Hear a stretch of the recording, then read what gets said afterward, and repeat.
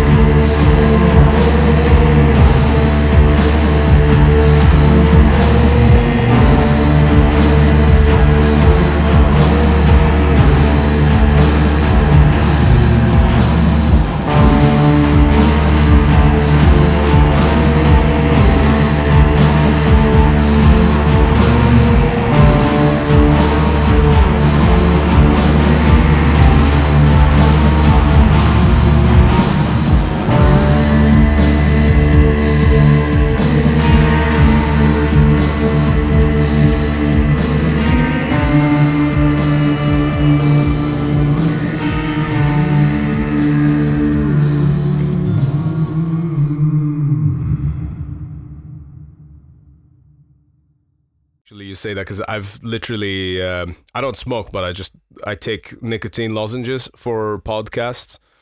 It's my thing for like getting my brain just firing on all cylinders, or at least whatever cylinders I've got anyway. I've never smoked, right? Okay. I got addicted to nicotine sprays because my mom was given these, like, her GP gave her these sprays to help her quit. And she was so grossed out by it. She was like, oh my God, this is so gross. I was like, how bad could it be? And I remember I was like 21 or something in the middle of my university exams. And I was like, oh, let me see, just to try it out. Then I went back to this like essay I was really struggling with. And I was like, oh. And then I kept doing them even though they were disgusting because they were really helping me. And I got addicted to nicotine sprays. I have tried smoking to go off them. It's been 15 years. Oh my God. That's really interesting because that could happen, and there are actually sort of nootropic benefits to nicotine as well. Now smoking's a pretty terrible way of ingesting it, but this actually it's proven that it's quite good for your focus and alertness, and that the sort of slow release of cortisol that you get from it is the part of the reason why I take it. It's like my nootropic for podcasting is to take a little bit of nicotine, and then it just puts me in the spot. So yeah. It's like, and the way I explain it is like a shot of coffee, but an extra layer. It just gives you that slight more alertness and focus. But my boyfriend thinks I'm using it to self-medicate because I was diagnosed with ADHD when I was like at uni when I was 19. And I tried some of the medication and they really zonked me out. So I was like, I'm never going to have the medication. This is the only thing that kind of, when times are tough, when I can't focus, really gets me in the zone. But it is addictive. I turn into a massive bitch when I don't do it. So it'd be great not to be so dependent. There you go. Right. So, I just need to make a quick amendment on my side here. I love it. You always use such big words. I remember when I was editing your programs, I was like, how does this guy have such vast vocabulary? Oh, really? Yeah, amendment. That's so funny that you say that because my self-perception is, I am way more self-critical. I'm always like annoyed at myself for sounding like a bro most of the time. So it's nice to hear that actually. And the bro is the American accent, but no, you speak so beautifully. That's what I always say to everyone. I'm like, I was telling my friend earlier, Natalia, who I connected you with, I was like, Cheyenne has a way of getting very hard to understand topics that are often very controversial and can be misunderstood and misused, and turn them into a very tangible topic, very complex concepts, very tangible kind of conversations. And I always really enjoy talking to you. especially challenging you, because you're so open-minded, you're so open, and you don't shy away from thinking, and and then you use big words that makes me feel dumb. So Thank you. That's actually very kind of you. I really appreciate that. As I was just saying to you, I always sing your praises to everyone. So tell you what, Sahar, in fact, on that note, let's make the proper introductions here. My good and dear friend Sahar Zand, it is an absolute pleasure, and it really is an honor to have you on Iblis Manifestations. I've been looking forward to having you on the podcast for a very long time. We've actually been talking about doing something like this for a long time as well, so I'm so glad that the day's here where we finally get to sit down. How are you doing tonight? I am very tired because I've been having a bunch of really difficult deadlines. Oh, so I've not been sleeping, and I've also got PTSD again. I was only just recovering from my PTSD last year when I got attacked by a mob of around 200 people in Bangladesh countryside. They beat my colleague up and they punctured our tires. And I think I told you, I think I dropped you a voice message saying 6 months after you dropped me a message, I was like, I'm sorry for the late reply. I've been kind of really struggling. We almost got killed. We had to wait for the army to come rescue us. I remember before they took away our phones and smashed them, I called my boyfriend and said goodbye. So I was only just recovering from that PTSD, and I went to the Philippines to make a documentary about possessions and exorcisms in the Catholic Church. And I saw and sensed and felt and everything, things that has left me very confused, and it's probably the hardest PTSD I've ever come back with. So I'm seeing a specialist right now. Having said that, the reason I said that is because I'm a little bit cloudy minded, and I might more than usual go from one thing to another, but that's how I'm doing. I'm feeling alive. I'm feeling tired, but I am really excited that I'm speaking with you. And also a little bit nervous because I don't think you've ever asked me questions. It's when you and I first met, I was constantly following you around, making that documentary about you for the BBC, and I was asking you all the questions. So yeah, I mean, first, like, just that introduction there alone, for anyone who is listening, I remember, first of all, I'm so glad that you're okay, but I remember you messaged me, like, for anyone who's listening to you, like, you when you and I first met, because I was already... so we got introduced through our friend Dominic, who was doing the PR for, like, the last TRIVAX album, and then when he told me about you, I'd already heard your name. And I was like, okay, let me go check out some of Sahar's stuff. And I was like, fucking hell, man, she's like, you're really out there. You really put yourself out there. That's why when we first met, if you remember, first thing I said to you is it's nice to meet a real journalist. And and I mean that. I still mean that, because I do think that journalism, there is like a real art to it. I really look at it as an art form. But unfortunately, in today's world where everyone's so fixated on... Well, you've got so many people who are fixated on just headlines and useless clicks. I think someone like you is so important because you really put yourself out there. And to that point, I remember like a few months ago where you messaged me, you were like, oh yeah, Shayan, I'm so sorry that this message, I'm replying to your message delayed. We almost got killed in Bangladesh. I was like, yeah, like typical Sahar thing that you would say to, but it's terrible. Like, so what actually happened there then whilst you were there? It's a long story. First of all, thank you so much for saying all those kind things. Honestly, like my head is not going to fit through the door. We need to manage that. So please stop. And I genuinely think like journalism is such a privilege, and I have so many wonderful colleagues, people who are doing incredible work. Yes, there are also some really crappy people just there for the clicks and the headlines. Yeah, I don't mean to insult any of your colleagues. I do, but I do really think that there's like another layer of work to it, which I would say that's kind of where a lot of your work kind of resides. Thank you. Yeah. But where was I? Sorry, like you've complimented me too much. I don't even know who I am anymore. We'll stop. It's the you asked me about Bangladesh. Yeah. So a little bit about like the type of work I do before I get into that. So I made myself freelance, and I've kind of stayed freelance, which is a bit sadistic because life becomes so much harder, especially for a journalist. But it's because I wanted to be able to tell the stories I want to tell without being put in a box. And I wanted to have that freedom to try and have some impact.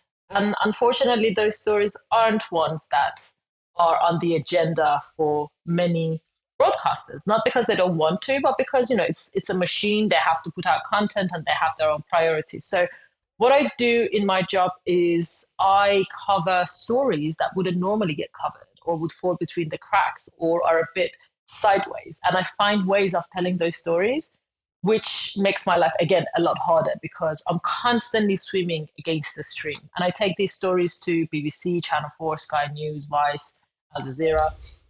I choose what the best platform is. And then I try to find a way to tell those stories. When I took your story, Shayan, That's right. Death metal, born out of Iran, but born out of Syria, a very controversial topic for many. Like, you remember with BBC, I had to do so much self-censorship, but I was like, you know what? I am going to accept some compromises, but I'm going to tell this story. I'm going to tell this big story. So that's what I always do. And my work often takes me to places where there is hardship, there is misery, there is pain. And especially I'm attracted to stories that wouldn't normally get told otherwise. And I'm not being arrogant saying that. It's that, it's not on the news agenda, or they're really hard to reach areas, they're difficult to get to, or they're too sensitive. And because of my background, being brought up in refugee camps, I had a really hard childhood. I very much am drawn to these stories, not only because I'm kind of used to them, I grew up with this story, but because of this hunger I have, because I was so voiceless. My mom was voiceless. We were homeless on the streets for months, and I just have this hunger and drive to tell stories that aren't comfortable to tell stories that are painful. So one of those stories was in Bangladesh last year, where I traveled. So how to make this? I mean, the documentary is a two-part podcast series on the BBC World Service, so it's available. It's called "The Plight of Hindus in Bangladesh." In short, there has always been this fight, this war between Hindus and Muslims in Bangladesh. Bangladesh is a Muslim-majority country. It's no secret what's about the fight and the war and the atrocities in the name of religion and politics that's been happening between Hindus and Muslims in India. Mm-hmm. And the same but reverse has been true in Bangladesh for decades because of the complicated history of the region. Now, Bangladesh had a government led by a woman called Sheikh Hasina, who started becoming more and more authoritarian, started becoming more and more corrupt. But one of the things she did do, even though she was a Muslim, she supported the Hindu minority who have always been discriminated against. Following a series of things, she was ousted after a huge revolution. And it's really funny, when I went to Bangladesh, all over the walls, there were murals of Mahsa Amini as a symbol of protest. I've got pictures. It was so touching. Because I went to Bangladesh like literally a couple of weeks after the protests that killed hundreds of people. But then, unlike Iran, they succeeded, but they had murals of Mahsa Amini on the walls. Wow. So anyway, when this revolution happened, when the Sheikh Hasina got ousted and fled to India, within hours of her leaving the country, a lot of people raided her house and the parliament and the houses of everybody else who were elite, a part of the government, and started rooting them. It happens. But this soon escalated to attacking Hindus. Hindu houses started being burnt. Hindu temples started being burnt. Hindus started getting attacked on the street, getting beaten. There were reports of death. And the internet suddenly was awash with all of these harrowing, shocking, violent videos of houses being set alight with women and children in the house, and almost all of them were Hindus. And the only reason we were getting these videos was because almost everybody, like even when you go to remote villages, like there is a woman like milking a cow, but she has a smartphone where she can film and take videos. And they were uploading these on Facebook. And of course, the outrage was palpable, especially in neighboring India. New York Times covered it, BBC covered it, all within the first couple of days. It started getting a lot of international attention. But India started, because it's so aligned with their political agenda, India started publishing some fake videos of other attacks, saying these are the attacks happening here, right? To sensationalize it, going back to what you said about some of my other colleagues. And that led to the BBC. There is a great department called BBC Verified. They do very important work. But what they do is they sit behind a desk, and through computers, and they're very, very smart people, through data, through satellite imagery, they basically verify information. And they started going through a lot of these videos that were circulating and becoming viral, a lot of them published by India and Indian broadcasters. And they basically were like, this is not true, this is not true, this is fake. And that was followed by New York Times, Al Jazeera, all the other big press.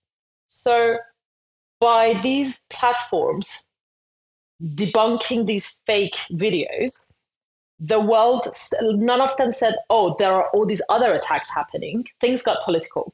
So the world stopped paying attention to the fact that still hundreds and thousands of Hindus, many of them poor people in countryside, in remote areas, were still being attacked, were still being killed, their houses burnt, their temples burnt, looted, girls raped, children beaten, men killed. So I wanted to go. I pitched it to a few places. No one wanted to support it. So I was like, that's it. I'm just going to go by myself.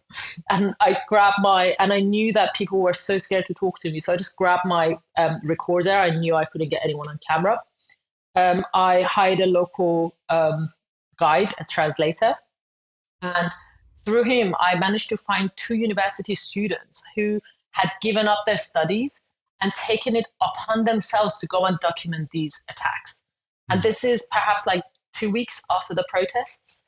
And this only happened after one of their parents in the countryside got attacked, a school teacher, not political in any way, but Hindus. So I started following these 2 students, and within a couple of days, I went to at least 6 different villages right after they'd been burnt. Like all of these houses burnt, women crying, people had escaped their houses ruined. It was terrifying. Like there was this old man sobbing. He was like, I worked all my life to build this house. I built all my life to create this. And I went inside of his house and the roof had collapsed. Like you could still see his dinner from the night where they burnt his house on the floor, his toothpaste on the other side, their gods and their deities, their worship destroyed. Wow. And there was this other man whose throat had been cut. He was a doctor. They had cut his throat. He could barely speak to me. There was a girl that was raped. There were so many horrendous cases. And I gathered all of these powerful testimonies. I went to all of these different places, saw it with my own eyes that this is happening. But I needed, I spoke to religious leaders who kind of condone it. I spoke to police officers who denied that this is even happening. It was just horrendous, but I'm used to people in power denying wrongdoing and them not doing enough. So I was really keen to find someone from the other side, because I like to be fair in my reporting. Even, I like to show both sides. Mm-hmm. Even though as a person, I have my opinions, as a journalist, I try to report fairly. And sometimes showing the other side even makes one argument stronger, and it gives it context also. Yeah. So I was desperately looking for someone who has taken part in these attacks. And the only way I could find it, because obviously no one wanted to admit to it openly, is when I found out that a mosque had been built on top of a temple that had just been destroyed a week ago. And that this mosque was like makeshift. Like they had imagine how quick you can build in the countryside. It was near the border of India. It was in the north. It took us maybe 4 hours to get to. I had to fly from Dhaka, which is the capital, 2 hours in the north of the country. Then we get to this village. We had to get a bus. Then from that location, we had to get a car, and 4 hours drive, we get to this village. Before we got there, I knew that this is dangerous. I take risks, but I take calculated risks. And, I've been attacked before in Afghanistan, in Iraq, in countries like that. So I sent our coordinates to the army. We made sure, even though the country was not running, it was going through somewhat a civil war. I was like, we need to be protected, especially because I had the 2 Hindu students in the car. They were almost my responsibility, even though they were adults, they had made their own decisions. In a way, I was following their journey. We get to this mosque. There was an imam standing outside with, oh my gosh, like talking. I haven't spoken about this in a while. Like even talking about it is a bit uncomfortable. I've had therapy over it, so I'm able to, it's processed. Oh my God, who am I? I've had therapy over it. So, yeah, sorry, I just felt so LA saying that. No, but like it's perfectly normal. I mean, geez, the conditions you're describing already to even want to get as close to something like that. I mean, that is dangerous. I mean, when you're on that territory, there's nothing really protecting you. We were far away and had seen what they've done. So I'm not saying like all the Muslims did it, which we'll get to. But, the people who were attacking, from the testimonies and the evidence I was gathering, were Muslims. And that's why Hindus were getting attacked. So we get to this mosque. There is the imam standing outside with a couple of other people around him. It was on a Friday. It was post a Friday prayer. That's why we went at that time, because I knew I'd find someone there. We parked the car far away, like about 30 meters away. I say that the Hindu boys are sitting behind me. I sent my local fixer to go very carefully, who was also a Muslim, very carefully, very gently, ask the imam if he would come and speak to me. Just speak to me, and then I would politely, gently ask him and tell him I want to record this interaction. I told him not to push it. If it gets hostile or whatever, come back. He goes out the car, walks all the way. I'm like sitting there, and it's like 2 minutes, 3 minutes, 5 minutes, 10 minutes. And I'm like calling him to tell him to come back, because I could see that 3-4 people suddenly turned into like 20 and more people were coming. And I was like, mate, come back in the car. And he wasn't answering. And even though I was wearing a hijab, like being a woman in these situations can go both ways. It can often calm the situation, or it could aggravate it. So I sent one of the boys, I was like, can you just go tell him to come back? He went out the car to tell him to come back. And it turns out that, sorry, I still struggle to talk about this. He goes over, and it turns out that they had taken his phone. And as soon as they found out we're here to do some journalism, they didn't even want to hear more. And he was like, please give me my phone back. And they had taken his wallet. And I was like, go tell him to come back. And when he went back out and they found that he's a Hindu, the next thing I saw, Shahid, I don't know how this happened. In a matter of minutes, the crowd turned into 50, 60 people. And I saw one of the Hindu boys running into the car, shutting the door, and my fixer getting beaten. He was literally above everyone. Like when a mob attacks, it's not the same as like when a handful of people fight. Like it's intangible. Like it's hard to explain. They were like stomping him on the floor. At some point, he was like above people. They were punching him. He was bleeding. His glasses were broken off his face. His clothes were ripped. He was bleeding. Oh my God. So we went out and we grabbed him and we brought him in the car. And then I was like telling the driver, I was like, drive.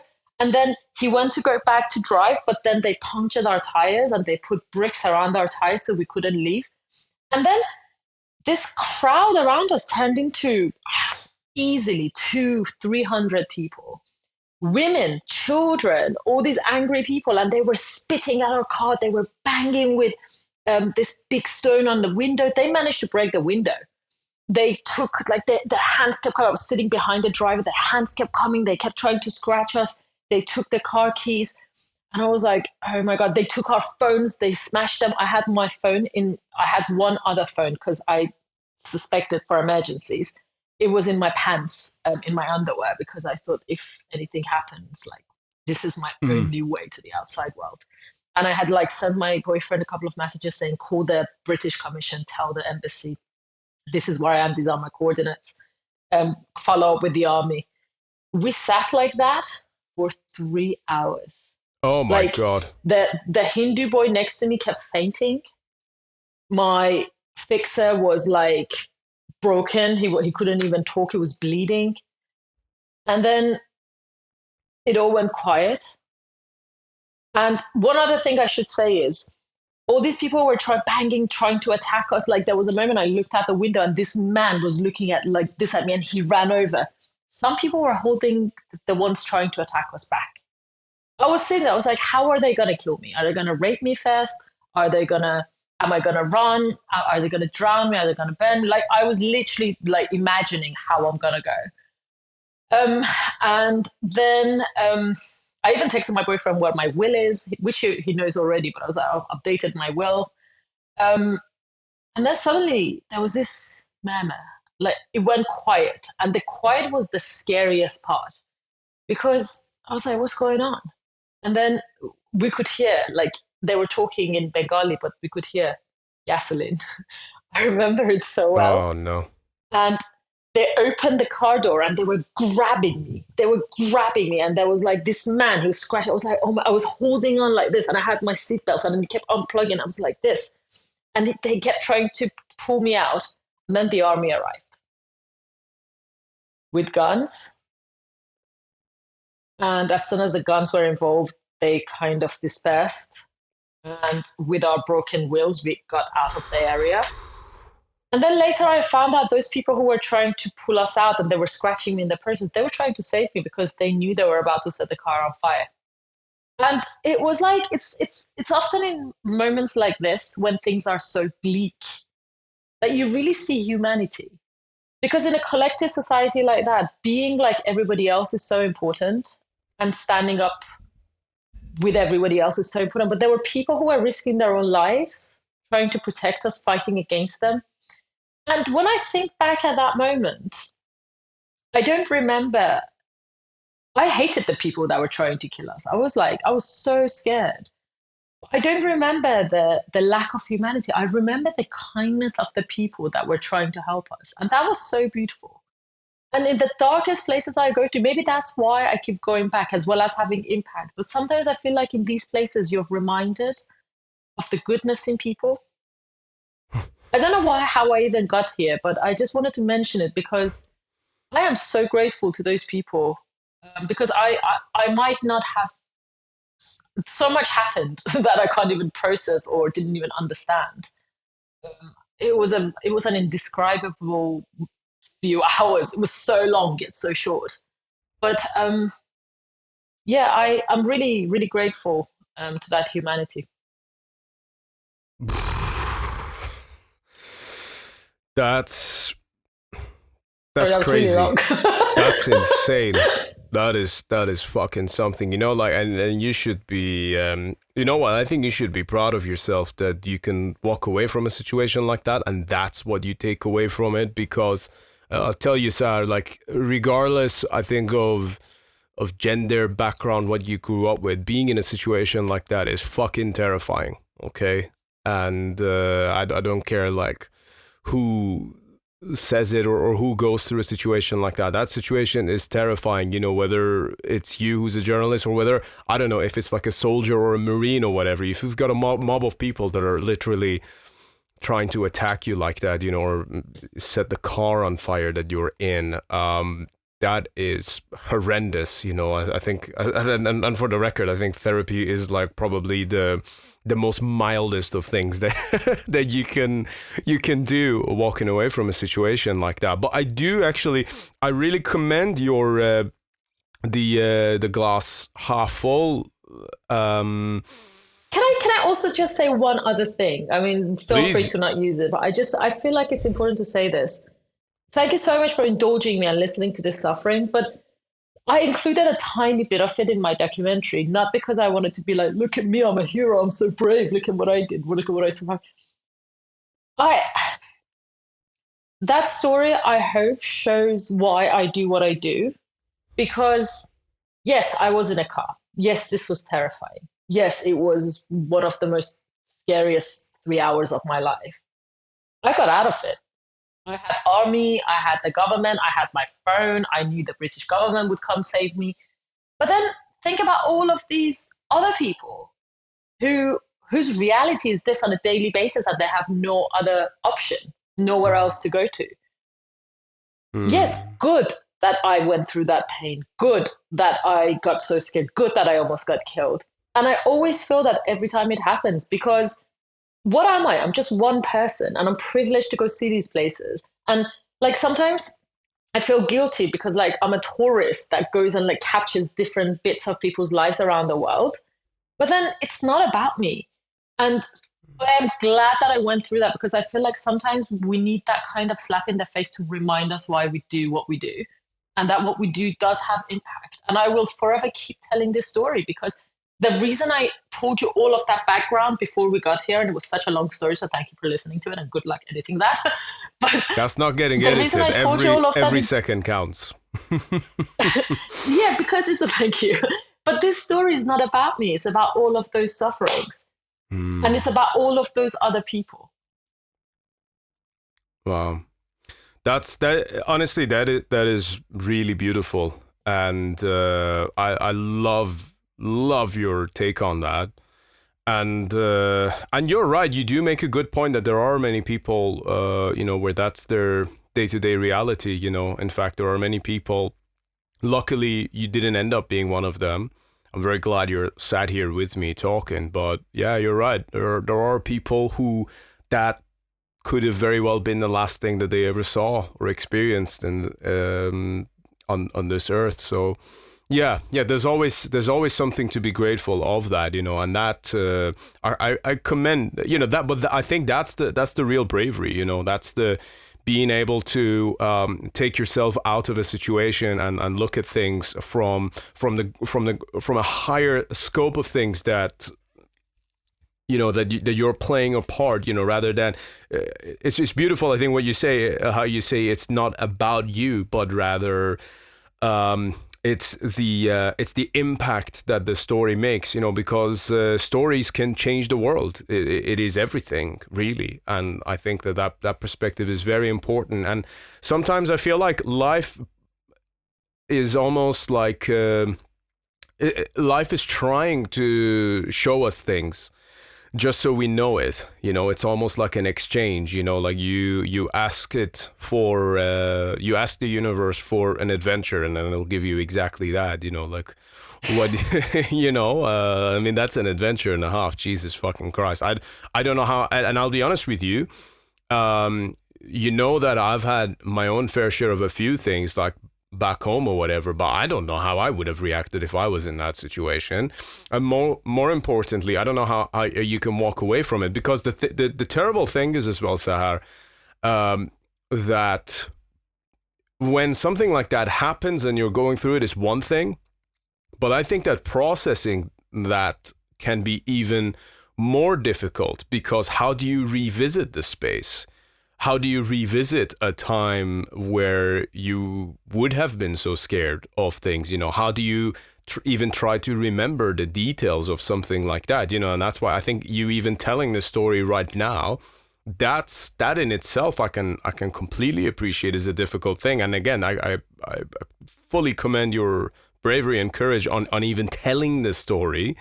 Because there are a lot of people out there who have things like that happen to. Well, I don't think there's actually many people, but who get to tell a story like that. But at the same time, a lot of times when things like that happen, people just want to brush it to the side, because the reality of it is simply too frightening to face, even though it is something that's already happened and it's been and gone. So yeah, that processing of trauma, that's why, like, for example, in like first-hand reports of or like first-hand witnesses of crimes, of whether it's like murder or like really terrible things, usually they tend to be a bit skewed, because you've got adrenaline going straight through the roof, and people are so scared in that moment, that they'll that you'll almost have to reconstruct your own memory of it after the fact, even if it's not been a long time since it happened.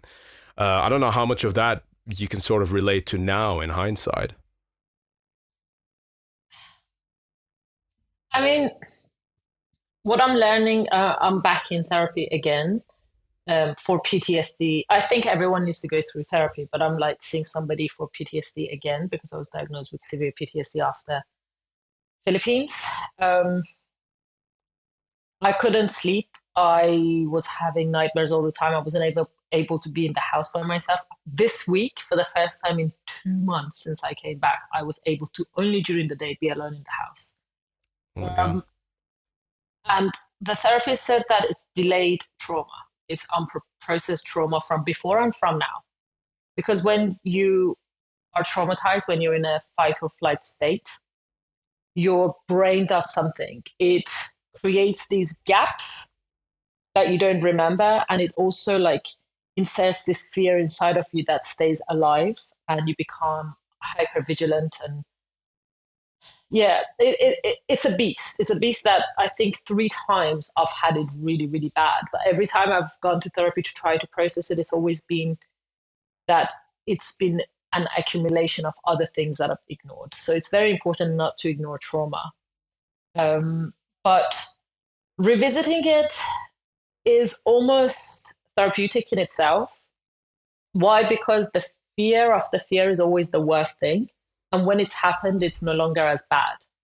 And every time I talk about it, it's like I remember other fragments. I try not to think about it too much, but I remember other parts to it. And every time it's like trauma is like being in a dark room.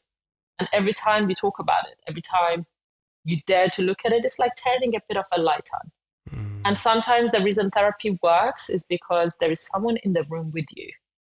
So you dare to look when that light comes on. You dare to look when the light comes on. And also when I work on stories, it's not that I go and report and then it's done. With the Bangladesh documentary, and you live with that story. When I came back, I actually had to go through 50 hours of recording, get them transcribed, read through them, listen through them several times, edit them into 2-part documentary. And then going through the obstacles, I don't want to talk about it on record, but the obstacles that BBC created in having this published or not believing certain evidence I had brought was really painful. Because by then I really wanted this story to be told, not for me, but because I had experienced a fraction of the reality for many people on the ground there, whose stories I was trying to tell.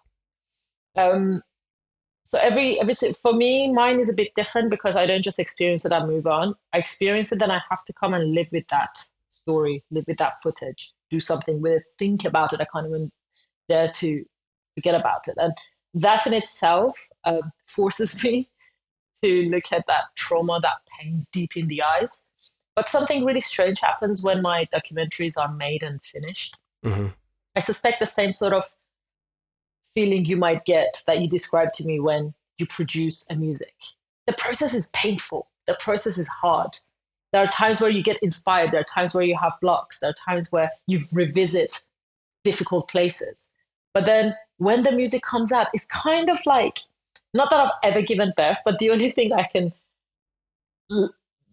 relate it to or liken it to is like giving birth. The act of giving birth is so traumatic. It's so painful. Yes. I watched someone give birth when I was in the refugee camp when I was 12, which is probably why in my mid-30s I still don't want to be a mum, because I saw birth in front of me.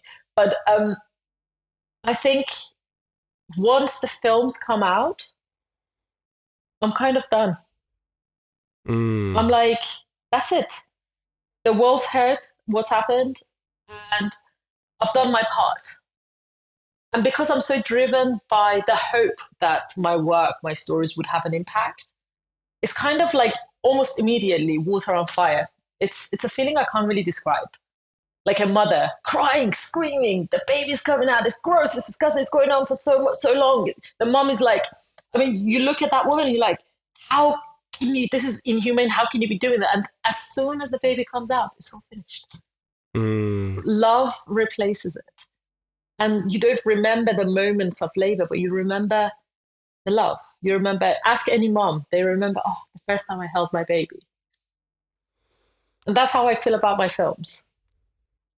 That's beautiful to hear. And this is exactly the reason why I call it art, because to me, art, it's called journalism, but to me, when it's done to that extent and to that level, and it's not also something that's for the sake of the risk either. It's just that the risk is a part of the process that may manifest itself in the way which you've just described in that story, very eloquently as well.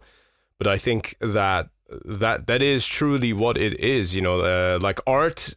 One of the best descriptions of it that I ever heard is that it's the compromise between imagination and reality. And I think, yeah. And I think that process is something that you're right. I think it requires a degree of pain, but even if you want to look at it like in terms of spiritual practice, there are many shamans who would create, like, let's say if they want to create, like, I don't know, a spell or a prayer or whatever it is, sometimes they would inflict pain upon themselves. Why? Because this is something that would then fuel and it would charge the effects that they were looking for.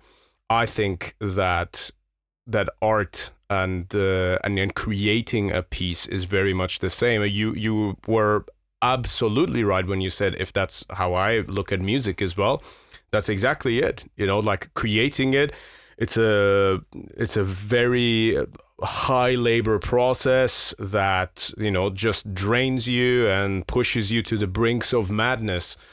But every time you get there and you unleash your essence and the vision that you have into the world, it's like you get a step closer to like where you want to be. And within going through that process of transformation, you increase your own threshold as a human being, and not only what you can endure, but what you can channel into the world, because that has an effect on reality. Like these stories, they have an effect on the perception of many people who watch them, and perception's reality. So you're literally changing reality by creating this story and putting it out there.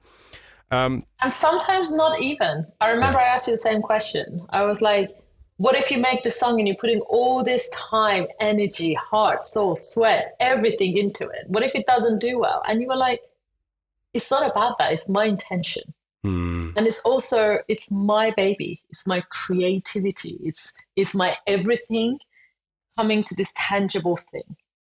And that's how I see my film, especially. That's why I like documentaries particularly, because it's not just the journalism. It's how am I telling this story? Where is it starting? Where is it ending? How do you keep the tension? How do you, it's like I said, how do you turn 50 hours of footage or recording into half an hour? And what part of that story are you telling? What are the emotional beats? It is an art. And I used to paint a lot. I studied architecture. But everyone's like, oh, you don't miss painting. I haven't painted in so long. Sometimes when I get really sad, I do. But I'm like, this is my art though. This is me creating. And it's such a multi-dimensional creation that it satisfies me on so many different levels, on the impact level, on the creativity level, on everything. And that's probably why I'm such a workaholic, which is really terrible. That's something I really need to work towards. And that's why, my old therapist was like, Sahar, you're enough. Your work is not you. You're not your work. Your identity is different. And I can't separate the two. And it's very unhealthy on a human level, but it is what it is. And I am a tortured artist, maybe. It is what it is. And I just don't want to do anything else. Of course. But also, you have to think that, some of us are wired a certain way, I think, because that's our function. I think instead of almost trying to understand it, I think acceptance of it is actually better. At least that's kind of like what I personally kind of came to. Like I realized, like maybe this is even a bit late, but like about a year ago, I went through some really interesting stuff, which we can talk about off the record a bit, just because of the nature of what it was. But I realized, like, okay, no, this is me. Like, my presence in this world is, I'm not a peaceful person. My whole purpose is to like take and hold some form of tension and just release it into specific parts of the world. It's like, my life is a constant syringe that I'm pulling back and then injecting into certain things, because in order to create motion and commotion, and that's the purpose. Because if you're not doing that, then the corruption takes over. And you also mentioned something about like, oh, what if it doesn't do well? I remember us having this conversation in London last year when we were filming recording the TRIVAX documentary, and the thing is as well, you don't know if your stuff does well or not, because numbers are not a good way to measure that, because you will never ever, let's say as an artist, which I think you and I both are, as an artist, you'll never truly know the impact and the effect of what you're doing on other people. Like, you think Beethoven or Mozart know about the impact of their music and scores on human culture as a whole? They have no idea. They have no idea about probably the millions of people who are touched by their music. And this is the nature of the beast. And that's why it's important to have satisfaction with just the creation that you've put together. However, before it's kind of late and we go too far away from that, I really do want to ask you about Philippines. Are you okay to talk about that? Ooh. I can. I mean, before I tell you about Philippines, just wanted to reflect on something you said. You said Sure. You feel like you're a destructive person. Is that what you said? I'm naturally not a peaceful person. Peaceful, that's it. But I think it's, like, don't get me wrong, like I have a very harmonious relationship with my partner. I love my cats, and I like what I'm doing. I have a good relationship with my friends. I like laughter. I like hanging out. I like doing these things. But deep down, I know I'm not a peaceful person. But I think I've come to realize that that's actually meant to be a function rather than a curse, if you will. Hi there, everyone. Just a quick moment of your time. This is to let you know that my band TRIVAX will be performing all across Europe come this November and December.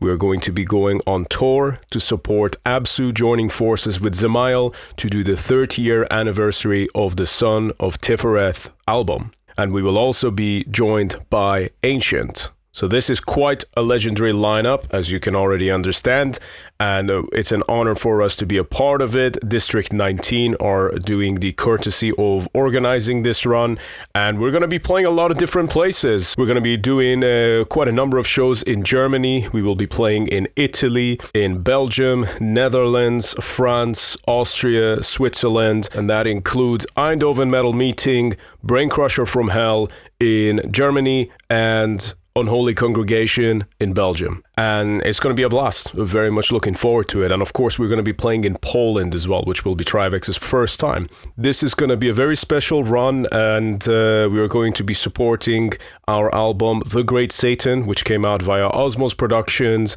on the 30th of May earlier this year. So you can expect to hear a lot of those songs, and you can also expect to see us at the merch table. So please, if you're a fan of the podcast, feel free to come along and say hello at the merch table. I will be around, and so will the rest of TRIVAX, and we look forward to seeing you all in the flesh. There will be a number of other shows that TRIVAX are also doing outside of the tour, so make sure to keep an eye out on those as well. And of course, if you do also wish to support TRIVAX, you can visit our Bandcamp page. We've got very limited number of copies of The Great Satan available on there. If you go and check out and your format of choice is currently sold out, you can also get your copies directly from Osmos Productions. And with that said, thank you for your support and enjoy the rest of the podcast. That's it. I find that so relatable.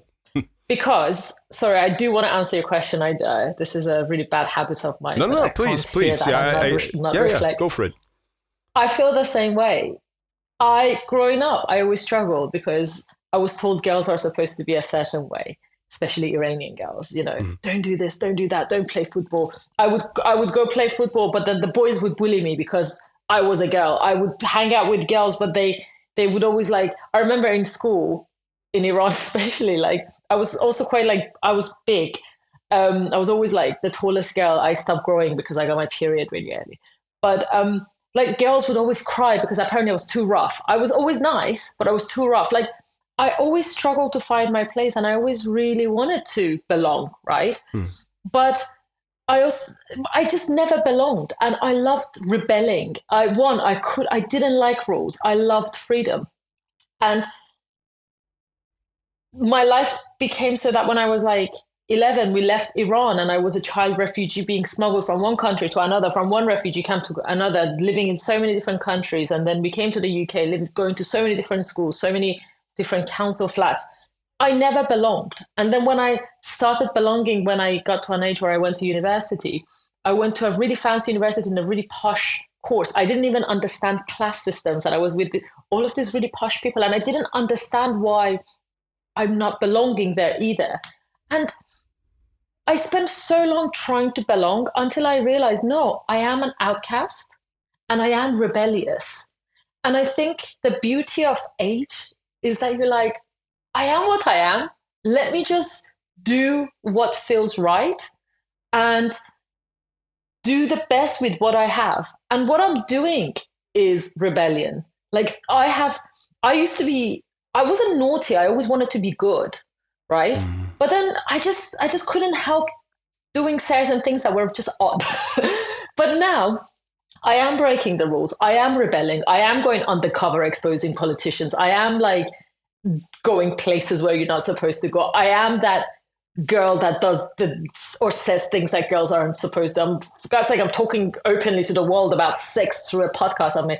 I am doing that. But then I'm through the act of my rebellion and through being true to myself, through all of this hardship I've been in and not fitting in, I bring in this new perspective, and I tell stories that, a good girl, go places that a good girl doesn't go, that tell stories that someone who belongs doesn't go. Or,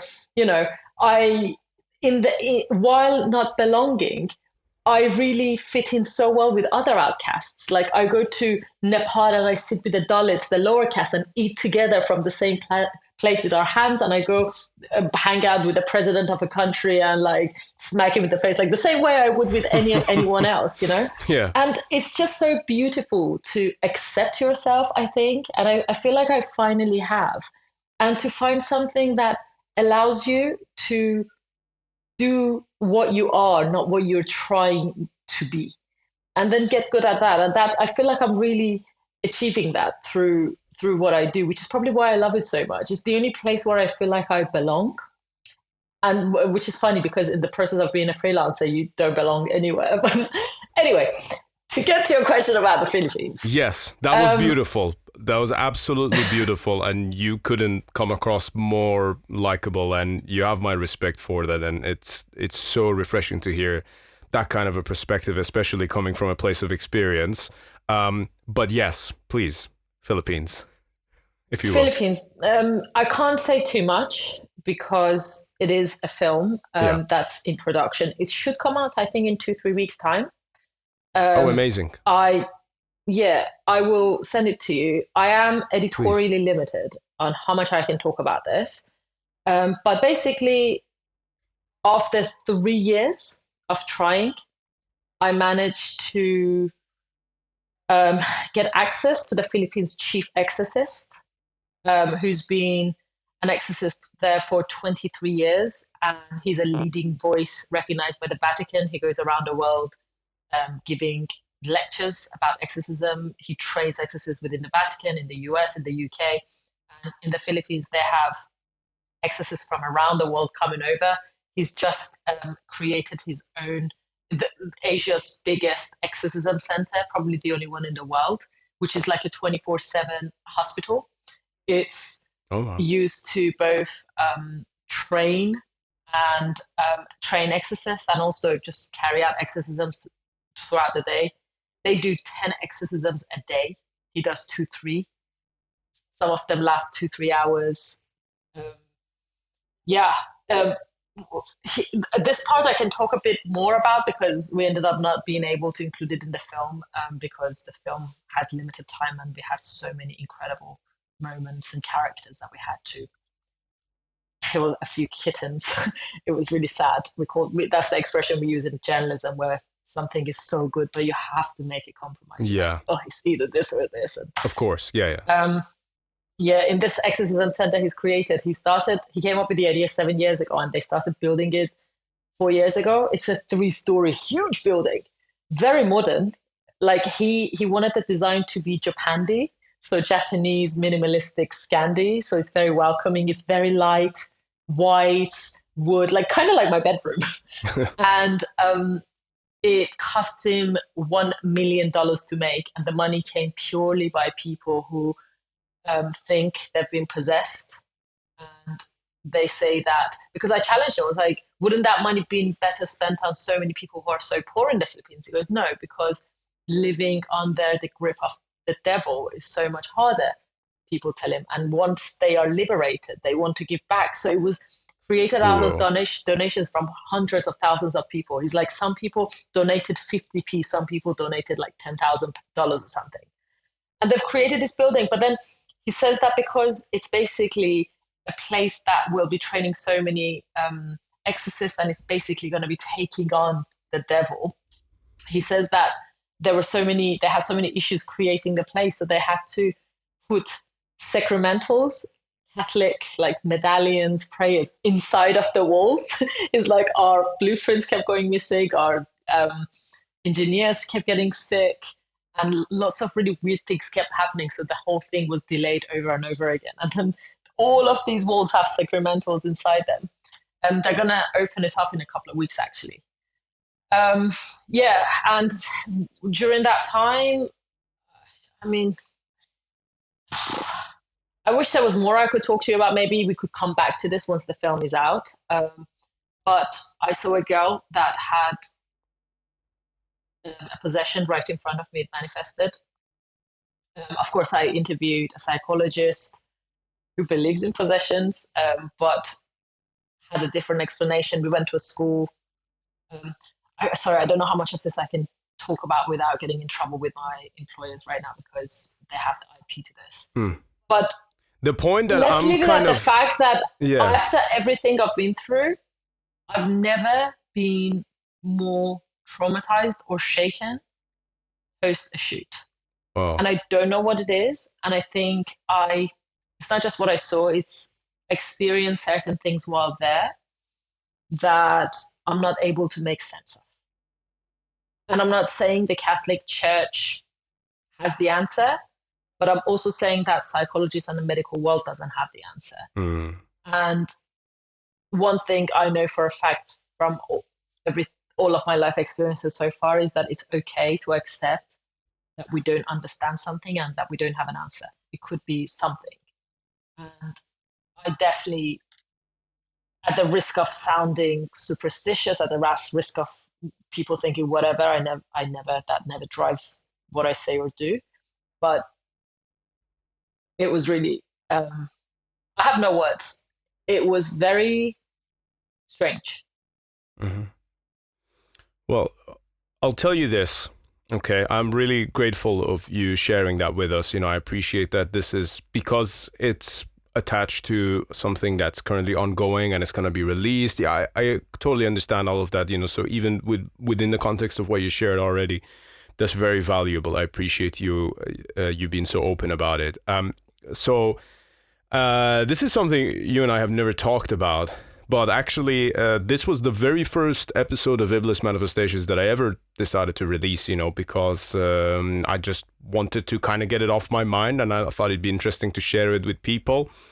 I had mostly made peace with it by the time I ended up recording the episode, but basically So I think you and I, background wise, we probably have kind of a similar trajectory, especially in terms of like earlier interactions with religion. Obviously, we both grew up in a heavily Islamic totalitarian country, which I should say would have been far harsher on you than it would have been on me as a guy growing up in that country. And it's not just growing up, even living that culture. It's something that follows you within the family, within yourself. It's so destructive. It does, and you almost like I remember when I, much of that, many of my closer sort of experiences, the more disturbing experiences of it are sort of through my own mother, as someone who was kind of like, she's not the ordinary Iranian mom. She's kind of quirky. Like, she was writing poems in English back in the 80s, and she does her own drawings. She's a metalhead now, and she's just, obviously, not, but seeing someone like her struggle so much was always very difficult.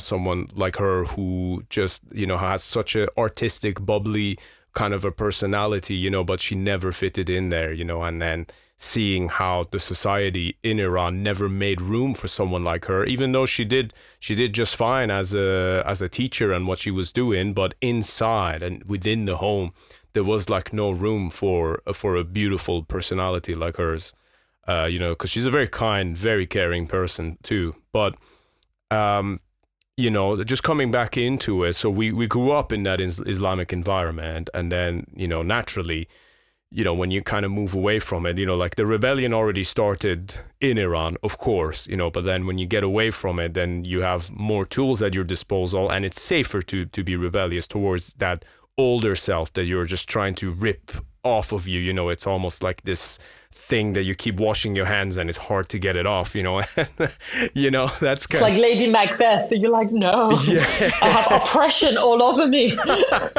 Wash it off. Yeah, exactly. That's how I've always felt, and I still do, and I actually cringe whenever I see mosques in the UK, but I won't go into that because I don't want to get you into trouble. But kind of, going through that, being a practicing Muslim for like many years, partially at first because because you were a proper Muslim, weren't you? You used to fast and pray 5 times a day and stuff. When I was 14 years old, I was, and I was, like, obviously you start to ask questions, and then none of the religious teachers are able to give you the answers you want, and then the second they start cracking, they tell you to go read a book, and then the moment someone says that, because they can't defend their ideology, you're like, okay, you don't even believe in your own ideology, you fucking cowards, and then you're pushing it on everyone else. So, and then going from that for me personally, and then becoming a staunch atheist for a good number of years, until I had the experiences that I had at a flat in Birmingham, which was 9 years ago. Okay. Now, that then, like in that 1 week, so I was there with my ex-partner, and we moved into this flat. It was in the Erdington area of Birmingham. We moved there on Friday, 3rd of June, 2016. And then on, I think it was Saturday, it was Friday, 2nd of June. We got the keys, but we didn't move in until Saturday, 3rd of June, 2016. And on Saturday, 10th of June, going into Sunday, 11th of June, around the middle of the night, we had to run away from the flat and go to the Birmingham Digbeth coach station and stay at the coach station all night, just so we could get the first coach into Sheffield to go and be with her parents, because we couldn't stay there anymore. And there were things that, like living there were things that I saw, things that I heard, stuff that would keep happening. I'm happy to go into details. I don't want to freak you out too much, but maybe it's good to talk about some of those details. I don't know. Can I actually ask something? Please. Honestly, like, I am so curious, and I really want to know everything. I am in the middle of, like, when I tell you I've got severe PTSD, it's really bad. Like, I wasn't able to look at myself in the mirror.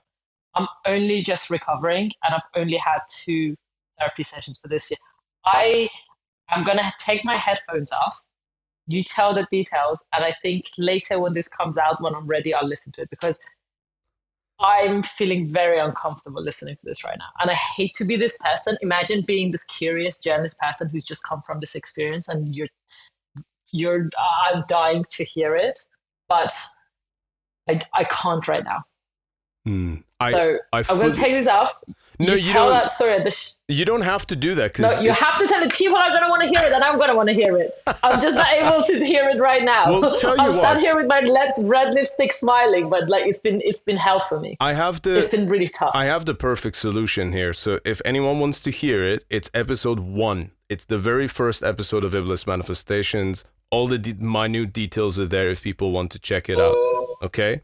Sorry, listeners. What? Sorry for being such a party No. So this is the reason, Sahar, why I even said to you, because I take, like before, and maybe this might be something as well. You should give yourself a little more credit here, because I think that, this was hard for me also, because I thought I'd maybe like gone crazy or something, and then I realized, oh no, this is, like, because you have to fight against yourself. You have to fight against logic that you've built over the years. And especially when it's logic that you've built on the basis of a rebellion against an oppressive religion that you grew up with. Okay? That's very hard to try and sort of, I think it's not even backtracking, but it's almost like, wait, I thought I found the right thing, but now turns out there's more to life than I thought. And it kind of contradicts some of those ideas that I built about life and myself, just because they went against the grain. And now you have to start rebuilding again of your definition of life, and it's kind of like, I thought I was already there, That's a very difficult thing to do. That's actually more maddening than the actual experience itself, I find, because, it's the wrestling with one's own identity. Yeah. Okay. That's it. For me to even say these things publicly and to admit to how much it's impacted me is very difficult. But I can't deny that it's had a profoundly negative impact on me. So much so that I can't even listen to you talk about the thing. Like, it's really messed me up. Sharon, I haven't had uninterrupted sleep for 2 months. It's been really, really tough. I believe that. But I think there is strength in admitting to vulnerability. There is strength in admitting that you're struggling, and it's also okay that you don't understand it, and that's where I'm at. And you know what? And I've got a thick skin. I've got a really thick skin. You know what I will tell you, Sahar, and I'm only, I hope your experience will turn out to be at least in a similar trajectory, perhaps. I don't know, like, it's every person's own journey through these things. And I think it's also important who you surround yourself with these sort of experiences as well, okay? But what I can say to you is, right now you're saying it's a negative impact, but I'm hoping that some time from now you will perhaps reflect on it as something that perhaps wasn't actually that bad, but it was just the friction of understanding the world. Because I'll tell you this for myself, right? At the time, so you say about sleep, for me, I'm not going to go into details for you here, but that was the first place. Please don't. Yeah, that was the first place that I didn't sleep well for, I'm gonna say, about a year after that. Okay. Ugh. And not Am I only, going to continue being tired for another year? yeah, well, the thing is, I had like all kinds of other stuff happening at the time as well. But, and up until around 2 to 3 years ago, I still had this recurring incident where I would actually wake up screaming. And part of that came from the fear of facing things in one's own dream. Like I had this thing where every time I kept coming close to this thing, every time I kept close to it, every time I was about to make eye contact with it, I would wake up screaming. And this was a recurring nightmare for years, to the point that I thought, this is it, like I've fucking lost the plot here. But I hadn't. I just needed to find some kind of I just needed to raise my vibrations. I needed to raise my own vibrations because, spiritual warfare is a real fucking thing. And it's happening all around us, and it has different ways of getting to us.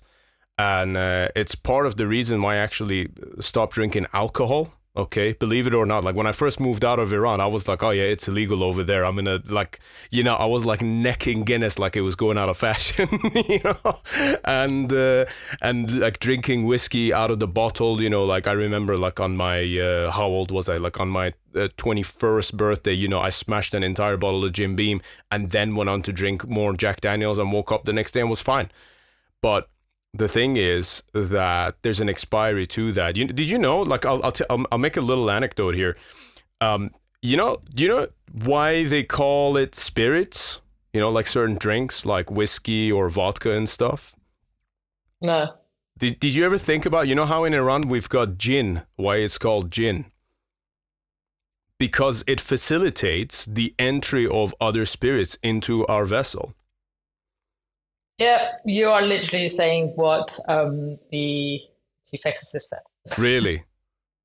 Yeah. Yeah. Well, that does not surprise me. That's why, so I'll try and explain this a little bit more so that it makes sense. So the idea that when you see someone who's blackout drunk, I've been that way, but it's weirder when you're sober and you meet someone who's like that and you look in their eyes. It's kind of like the old saying, lights are on, but nobody's home.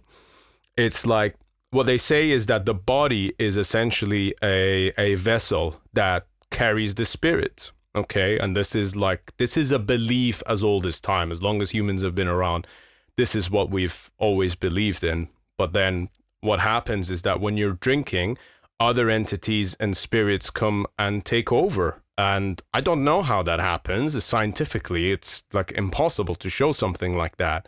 But what happens is essentially is that when you reach a stage of blackout drunk is when your vessel is overcrowded and your spirit walks away, and that the spirits that are taking over basically use and abuse the vessel to their own thing. That's why people do things that they would never do otherwise. They do shameful things that they regret, and honestly, like this is like, other than it's like health stuff, that's one of the main reasons why I completely quit drinking alcohol, and I've got a whole thing about being about abstaining from that particular substance. Okay. Now, yeah. I'll reel this back a little bit for you. So when I was talking about the, and I also just, before you do, please, because I'm talking a lot here, but yeah, this is two-way. No, all good. So you pointed to science. I still haven't made up my mind. I'm not sure about the spiritual warfare. I saw things that has made me think. But I had a very interesting series of conversations with this chief exorcist, who, by the way, has a master's degree in psychology. Yeah, you mentioned that. That's interesting. Yeah, he was talking about how he was initially skeptical when he was made to become an exorcist, like over 2 decades ago. And we got talking about science a lot. And he definitely agrees, like he requires a lot of his patients, people who approach him for exorcisms. I mean, that's actually a guideline by the Vatican. Psychologists and psychiatrists have to be involved in the diagnosis, although exorcism eventually makes the discernment. But we were talking about science, and it was interesting because he pointed out to the fact that science is essentially not about proving, but about disproving. So you get you have a theory, and you keep doing all the things that prove that's not the case, and then you get close to it. That's why nothing is 100%. Like you can get close to something being a thing, and that's how science works. And he said, within the spiritual realm, that's not how it works. You don't do the deduction. It's the other way around. And he said that we don't have the means to understand it, and you can't. And again, I don't have an opinion. I haven't, but this is not me agreeing with him, but I'm quoting it because it was so fascinating. He said, trying to understand the spiritual realm through the lens of science is trying to understand maths without numbers. And that to me was so fascinating. He goes, you need a whole other means to explore it. That's why trying to understand it through science is not the right way. It's not the right lens. That's that really always that interesting. stuck with me. Trying to explain maths without numbers. That's really Trying to explain interesting. numbers to someone who doesn't understand numbers. It just can't happen. I have a quick question for you before you ask me your question. Sure. You said after the stuff happened that I don't want to know about, you said that like until then you were like a diehard atheist. Yeah. Are you still an atheist? No. You believe in God? Maybe not. Yeah. No. Yeah, I absolutely do, actually. Yeah. Religion? Maybe less so. What would you say your religion is, if I may ask? I don't know. I just know. Okay, interesting. I just know that I know what I believe in, and I know that what I believe in. I think that you know how I look at it, Sahar. Let's look at it like this, right? This is probably the best way to explain. So, to me, organized religion is a lot like let's say it's like let's say you got a burger, okay, and there are different fast food chains that sell burgers. So you got McDonald's, you've got Five Guys, and then you got Burger King and all that. So let's say if these are organized religions, so if McDonald's is Christianity, and then Islam is Burger King, and then let's say Five Guys is Judaism. I might not necessarily want to buy burgers from either one of these camps, although maybe I'll like a certain like signature dish or whatever that the odd one does. So I may not want to support these ones, but I like burgers. I fucking love burgers, okay? And that burger is the 80-90% that all of these things have in common, okay? And I actually, part of the reason why I have such a strong stance against Islam today is the fact that it repels people from actual spirituality because of its barbaric nature within its ideology, because of its oppressive force. And when you look at the experience of humankind, you know, like when I had those experiences happen to me, which by the way, I've had more experiences since then, okay? Tell me less. Don't tell me. No, but the thing is, like, once I've come to terms with it, actually, my experiences I've had other, I hate to use the term because it has a negative connotation to it, but I've had other supernatural experiences, but they've been a lot more positive because I've learned to respect that realm, but also have respect for myself as a living, vibrating being in this plane of life. And the thing that I walked away from that initial extremely turbulent and extremely terrifying experience was the fact that, right, This thing does not give a shit if you believe in it or not. This is just a thing that is there. And modern culture has tricked us into thinking that, oh, you can believe in whatever you want to believe in rather than facing reality itself. And our idea of reality is actually quite skewed to begin with. You know, much like you can't see infrared lights with your bare eyes or UV lights our perception is extremely minimal. Okay. But then there are things within the human experience that kind of is a little difficult to explain. Like, for example, when you're in public and someone is looking at you, you know they're looking at you. So you turn around and you lock eyes. How do we know that? Or like, for example, if two people have a fight in a room and then you enter that room, you might not be told that those people just had a fight in a room, but there's a tension in the air that you can cut it with a knife. Where does all of that come from? So there is that part to the human experience as I've come to understand it. And my thing that, honestly, Sahar, that 1 week that I was there, it reshaped completely how I actually interact with the world. And it took me a very long time to actually kind of figure it out. I think I'm kind of there now, but it takes practice. And then you realize why all these ancient tribes had a special relationship with the dead, why people use certain items in religious practices, why saying certain things is important. And there's a lot. Okay, so you just gotta be patient and take your time and also be kind to yourself. Most importantly, and I really mean this because this is where a lot of the struggle comes with, the ego is not your amigo. It's gonna get in the way of integrating with the new knowledge that you might have gained about life. That's all I'm gonna say. Hey, just a quick moment of your time. For the past 3 years, Iblis Manifestations has been entirely self-funded. This means that every subscription fee, every piece of equipment, all of the travel expenses have come out of my own pocket.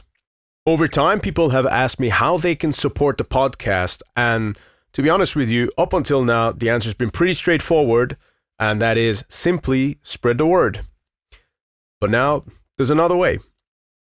I have set up a Patreon account where followers of the podcast will be able to make monthly donations to the podcast, and this will help cover the costs of streaming gear and basically everything else that goes into making this show.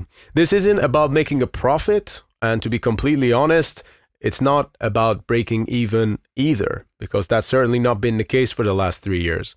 However, if you do find value in the conversations that we're having on this podcast and wish to help them forward, then you can now support the show. Just head to the link in description and hit the Patreon button. In addition to that, be sure to check out the Iblis Manifestations Big Cartel page, where we will be selling exclusive merchandise for the podcast. At the moment, we got the Extreme Podcast for Extreme People t-shirts, limited to only 30 copies, and the pre-orders will be sent out from the 1st of July. So the link for that is in the description. And in the future, the Big Cartel page will also include some occult accessories and jewelry, which will be handcrafted by myself. And we will also be selling merch and records by other bands as Iblis will expand into a label of its own. And, of course, it goes without saying, thank you for supporting Iblis Manifestations. It is much appreciated. Thank you very much for sharing that. And I'm really glad for whatever happened to you in that 1 week, because you're a brilliant person. Oh, so, thank you. I am grateful, and I appreciate you sharing that with me. There's a couple of things I also wanted to add. I'm going to try to go chronologically, and hopefully I'll remember the points. But like, one, you spoke about hating Islam, especially for so long, then you called Islam barbaric. I definitely shared the same sentiment, having escaped Iran, a country where since I was 6, I was forced to wear the hijab, especially because I was older. I remember I was still 7. You don't have to wear the hijab until you're 9, except when you're in school. But I remember I wasn't allowed into the fun fair, Shahrbazi in Tehran, because I wasn't wearing the hijab. and they forced me to wear this like old woman's, like they gave a chador for me to wear to be able to enter, and that was for my birthday. And it was so long, I kept like tripping, and it really smelled, and it just like, I remember I was so sad, or I almost got kicked out of school because I decided to tell other girls how babies are made. Like, I grew up in that sort of culture as a girl, and having escaped it, it followed me within my family, within the communities I was in. So I hated Islam so much for so long, and I blamed a lot of all the horrible stuff I see around the world on it. But the more I travel, the more I see, the more I speak to people, and the more I listen, my perception has changed. I agree with you on the fact that religions are like different chains of like McDonald's, Burger King. That's really interesting. But like what I've learned is religion is essentially a tool that can be used for both good and bad. And most religions are written so they're more philosophical, and they are misused by so many people, but they're also serving a lot of people. And I think I choose, especially after my experience in Bangladesh last year, where the same people who were the same community that were trying to kill me, the same members of that Muslim community also were trying to save me. I have changed my perception. I still don't have a religion. I'd like to think that there is a greater being I don't understand. But I have accepted that religion isn't inherently bad. People have misused it, and it's in the name of that religion. And I've seen so many incredibly good people who do good, who are good, who are following the same religions. So I just wanted to point that out. And I respect your decision. We don't have to agree. And I think accepting that in the same light that you want to accept, all of these supernatural things and demons and devil, or we didn't really get into it. I think it's also good to also accept that side, that could also be good. Sad that it is used badly by so many people and is politicized. That's one thing. The second thing I wanted to say is... Sorry to interrupt your flow there, Sahar. Please don't forget what you're going to say there. But actually, the way you have just described that, FYI, I share the exact same viewpoint. I am not against religious people as a whole, and in fact, I've come to... Or the religion. Yeah, well, I think that, and there's another thing as well. Like, for example, this might be a bit of a off-topic thing, but like, for example, I think that there's also a time and a place for those religions. Like, for example, Islam, if practiced in certain specific Middle Eastern countries, if it actually like helps those people, so be it. But for example, I don't think that it is inherently compatible with Western society and secularism. And it's actually a force of destabilization, so like that's... I cannot believe that I'm bringing a counter argument to this. I would hate to be that person because I don't support, I'm not religious let's do all. Come on. But the counter argument to that is, it's a lot of Islam is, again, I don't want to do this, but like the counter argument to that would be a lot of it is based on interpretations, right? And people, as a person, you follow anything blindly, you're going to fall into a well at some point or push somebody else into a well.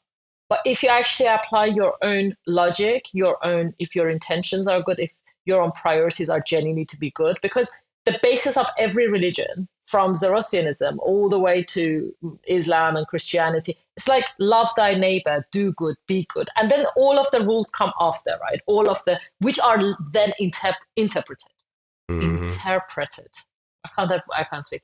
But like, if you're actually sticking true to those first few rules, be nice to others, be nice to yourself, be good, then everything else will automatically fall into place. But people get so bogged down by all of these other rules that then get interpreted by so many different people in so many different ways. And that's when things get ugly, and then they follow it blindly. Fully agree. Just with everything else, just with a knife that I can make delicious food with, I can just go and kill someone with it.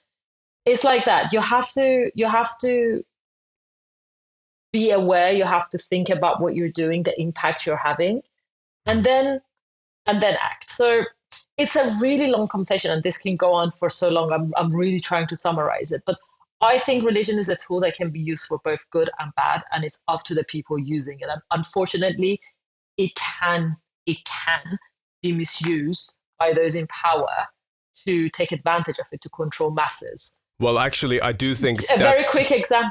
Yeah, sorry to interrupt you. But then it doesn't make the religion inherently bad. Mm. Just the same way as the knife in my kitchen that I make food with isn't inherently bad. It's a tool. And it could be the best thing, it could be the worst thing. It depends on the people. For example, just very quickly, like I told you, I've started this podcast series called Doing Sex. Yeah, I wanted to come to that, yes. But in it, I was talking to this woman from the Gambia who had FGM, full FGM. They had her clit removed, her labia, her lips, and it made life hell for her. And she was a little kid. Like her cousin died in the same ceremony where she got circumcised. Her cousin died, bled to death. And the whole thing was horrible. And so many girls, she said something like 80% of the girls in that country have been through FGM. She's been through so much. It's great that in the end, she said that she's now learned how to have an orgasm, clitoral orgasm, like aged 53. And she's managed to slowly overcome all of that. But then she was like, no, this was done in the name of Islam. In a lot of Christian communities, this is done in the name of Christianity. Nowhere in Islam does it say that. And she's now an activist. She actually went and proved, she was one of the part of this movement that proved this is not a part of Islam. And they actually banned the practice in the Gambia. But then again, they tried to unban it a few years later in 2016, I think. And it was a bunch of politicians who were saying, no, it is Islamic to circumcise girls. So what I'm trying to get to is that this is how ridiculous it can be. And you can say, oh, Islam is shit because look at girls having to go through FGM. But then she's a Muslim and she's against it. And she's proven that it's not in the Quran. So I think there's so many debates. And I think the more time we spend and give air to these horrible debates, the more our time is being wasted. I think our time on this planet is limited. Let's do good and be good. If you want to follow a religion to help you through that, great. If you want to make up your own rules, great. At the end of the day, there are things we don't understand, right? And you can try to make sense of it. You can try to buy somebody else's version of the reality or interpretation of the reality, or you can just accept that you don't know. When I was and that goes the same with the weird experiences I've been having. I love that you've managed to make sense of it for you. I'm not sure how I will or whether or not I will, but I think there is comfort in not knowing. I remember when I was in grade 4, I was going through a lot at home. There was so much happening shortly after we immigrated. But I was having these panic attacks every time I thought about death. I'd be sitting in the classroom and I would have a full-on panic attack. It was intense. And the thought of nothingness, the think of death, it would overwhelm me. It was just like... And then my teacher, who was a horrible woman, but she said something that stuck with me all these years. She said, look, when you're a baby, you're in your mom's womb, you're a fetus.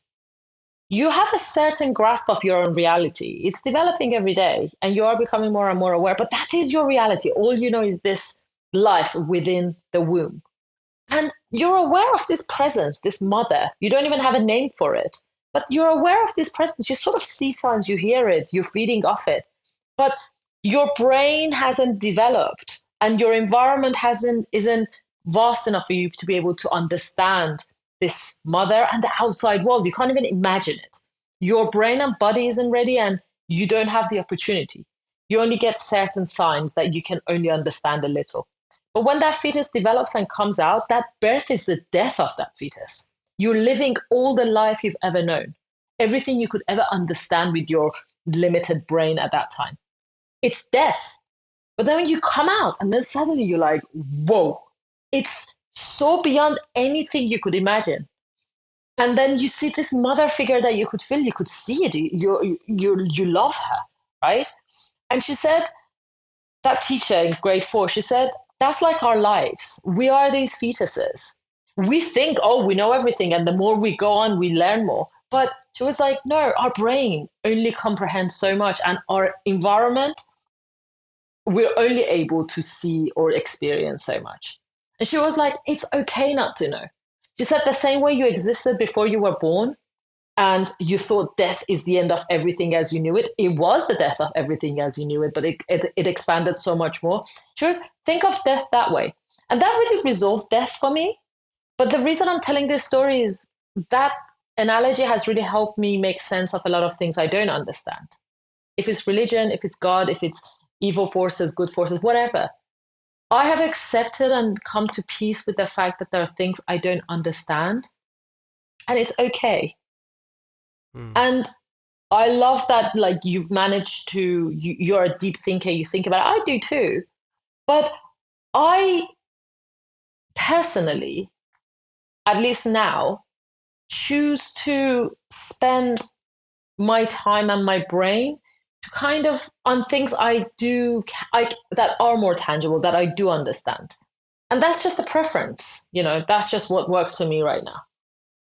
So these are the 2 points about religion and about trying to make sense of things that are hard to comprehend. And maybe those things aren't that hard to comprehend. And one thing I know for sure is that when you're ready, you go and turn on the light. And it's okay not to. Thank you.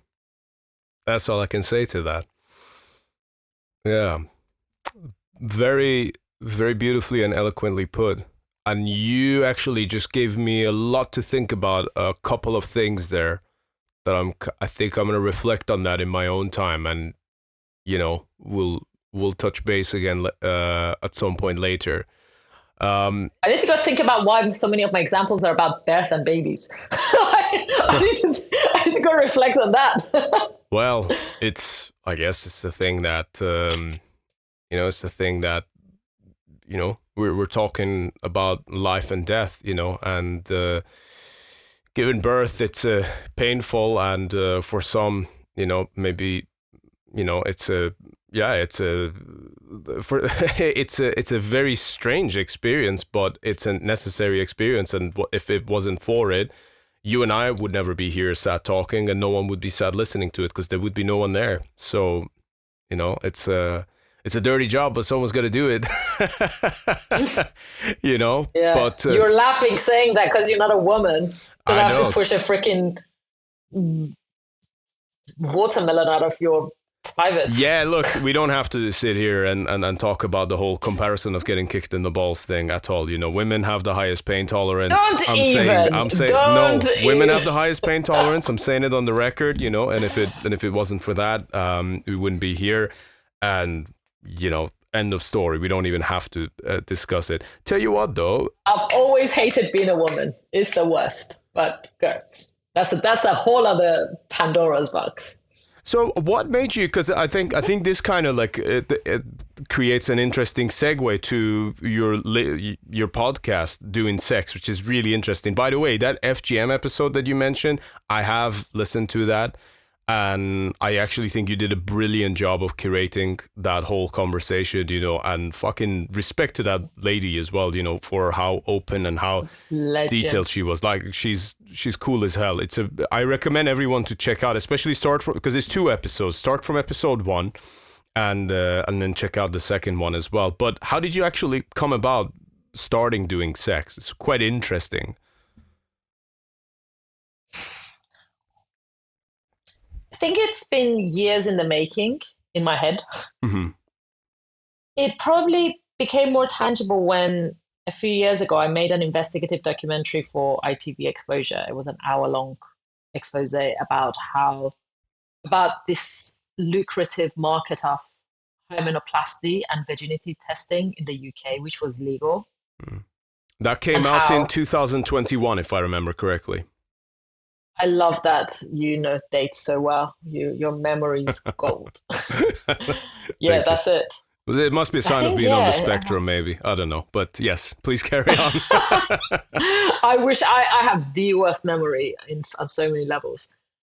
Yeah, that documentary was very hard hitting. It was shown in the parliament. It was used as evidence to change the law. Hard work of, I'm not going to take credit, hard work of many activists who work hard for it for years.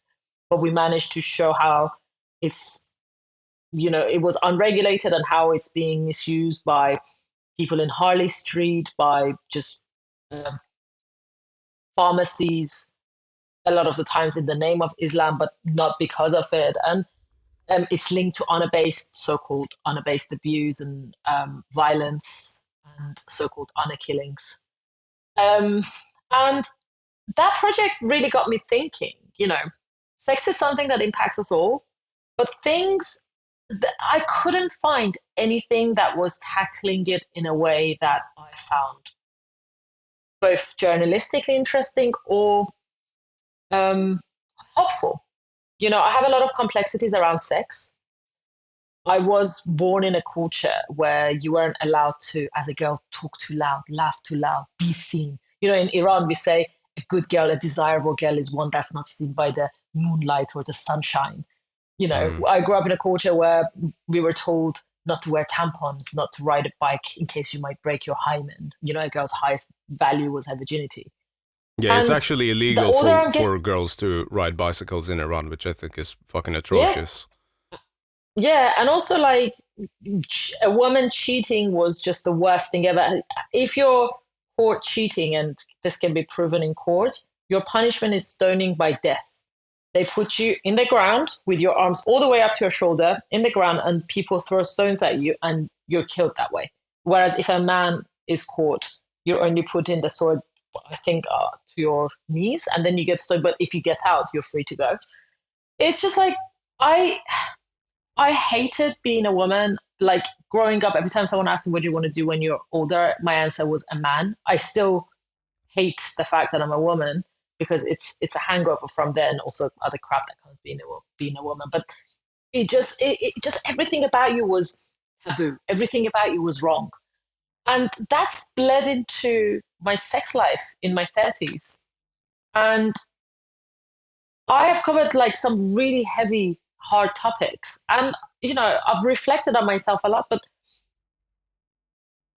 sex is something, and I speak about it openly, I'm not shy, but it's something that still baffles me. It's something that I still haven't processed. And when I was trying to kind of research around it, look for podcasts, look for things around, I couldn't really find something that I felt relatable, that me when I was younger would have found relatable. A lot of it was like very Cosmo like how to have the best orgasm, how to give the best blowjob. But I was like, no, I want to, one, journalistically learn more about this world. Two, I want to kind of learn about it myself. So I thought, you know what,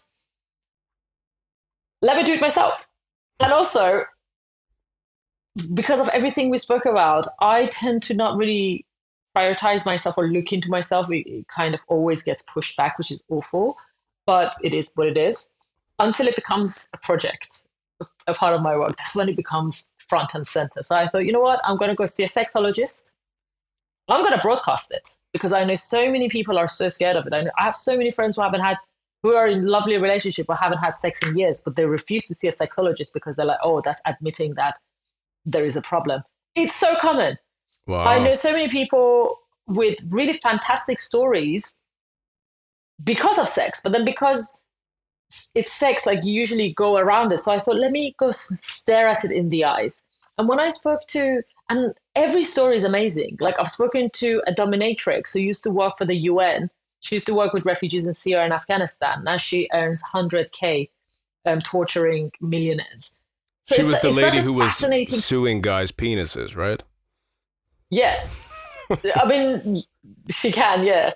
I mean, the stories are shocking and interesting, but also so deep. These are people who have made a choice, who are free. I spoke to this girl who runs one of Europe's biggest brothels, and she speaks about consent and she speaks about safety and she speaks about why legalizing sex work is so important.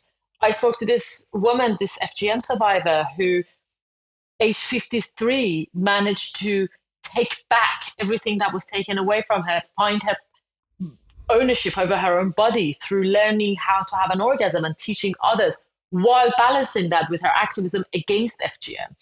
You know, there's been so many fascinating girls. There was this girl who was molested as a child and always had, like me, a complex relationship with sex. But then she discovered sex toys and she made it a project to overcome her complexities. And it was through sex toys that she learned that. And now she's creating one of the world's like best-selling vibrators that she designs, because then she used to be an engineer at Amazon. She discovered that like the industry is usually run by men, and the dildos are designed that they used to use the tip of women's nose, each other's nose, to see the vibration, because apparently a woman's clit feels like that. It doesn't. So, and then the more I spoke to these women, or people, not just women, the more I spoke to these people, I realized they are sharing so much, and it's so relatable. And even though the starting point or the star of the show might be the sex, but then there's so much around it that tells so much about life. And I was like, I cannot sit here and have these people sharing so much and me not. So as I'm going through this project, I'm sharing a lot, and it's kind of empowering, because we don't talk about our sexual problems, because it puts our womanhood, our manhood, our relationships under question.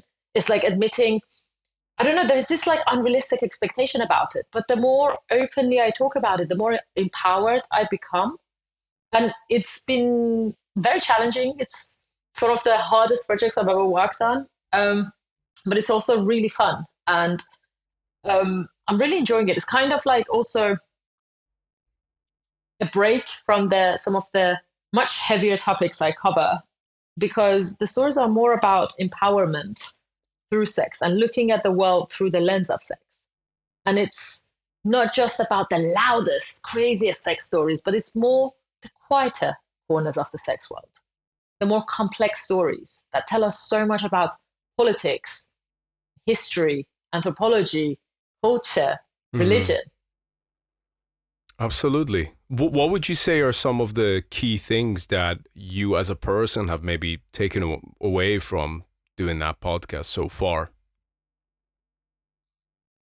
That I'm not alone. That some of the things I've been really scared of admitting to myself, especially when it comes to sex and sexuality, is not as rare as I thought. And that it's okay not to be okay. And that I've learned so much, and that the value of good sleep. No, but I've learned both the importance of sex and the power of sex and sexuality in healing. But also I've learned that it's not everything at the same time. It's quite paradoxical. And I'm not going to lie, it's a journey that I'm embarking on. It might sound like a cliche, but it genuinely is a journey. Usually when anything I create comes out, I have edited it, I've thought about it, it's gone through layers and layers of processing. This is so raw. And it genuinely is a journey I'm going on. And I'm learning so much about myself and the world, and so much more than I have done by covering topics head on. That's very interesting. I think this is a very fascinating topic. It's a topic that, I actually personally don't mind talking about it, but I wonder what it is like from the female perspective, because I think it is different. But I also think that it's something that perhaps culturally is a little bit different across the spectrum. However, I do think it's interesting, because also, like, having listened to the podcast and some of the different conversations that you had there, you do find a lot of those different parallels between women in particular. Even, like you had the lady from Philippines, for example, and she seemed really cool. I like the interaction between you guys. But I think that it's one of those things. Again, I feel like I'm curious on your take on it. We can talk about this all night. Perhaps if I don't know if I'm the right person for this, but I perhaps might be even right if I don't know. I actually wouldn't mind even being a guest on that show. Just to talk about those kind of topics. Because I think it'd be really good. Yeah. Why am I saying that? I'm not making a sales pitch here. But it's just really interesting because I think that it's a very core part of the human experience, not just the human experience, but life. Like life wouldn't exist without it, and the fact that there's all of these different things that are kind of added on top and our perception of it and how it's skewed, like for example, I think that, and I don't know what's your thoughts on about personally, like as a guy, I think that pornography has done so much damage to this whole idea and this concept and how we approach it. And I've realized also from experience, it's not just men, but it's for women as well. I actually think pornography's been perhaps more damaging to women, but also their self-esteem, and it's like what it is that you're looking for, and the fact that, instead of looking for a place of safety and intimacy, people are focusing on being performative almost, which, like there is that aspect to it, but it's kind of like,